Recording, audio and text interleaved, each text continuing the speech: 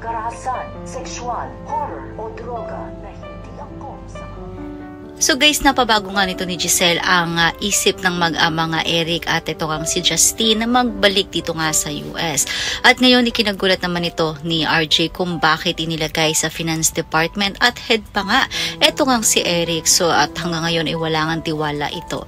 Kinausap nga niya si Eric at tila ba napansin nga nito ni Eric na walang tiwala sa kanya itong si RJ. Na baka kung ano ang gawin nga nito. Kung kaya't kinausap ni RJ din ang kanyang ate Giselle at sinabi nga nito ni Giselle na hindi naman niya ito ginawa para kay Eric kundi para sa kanyang anak sapagkat ito lamang ang tanging kahilingan nito at tanging paraan para mapagbigyan siya na magstay nga at magtrabaho sa Apex. Subalit mukhang tama nga si RJ na hindi dapat pagtiwalaan itong si Eric at maging itong si Justine sapagkat ngayon iniisip nga nito ni Justine na masaya na siya at nakapasok na siya dito sa Apex at sa buhay ng kanyang ina at hindi daw niya ito gagawin para sa kanyang lolo dahil may iba nga siyang motibo sa pagtatrabaho dito sa Apex. So hanggang saan nga ba ang paghiganti ni Justine at Eric kay Giselle? Yan ang mga dapat nating abangan dito nga lang sa Abot Kamay na Pangarap.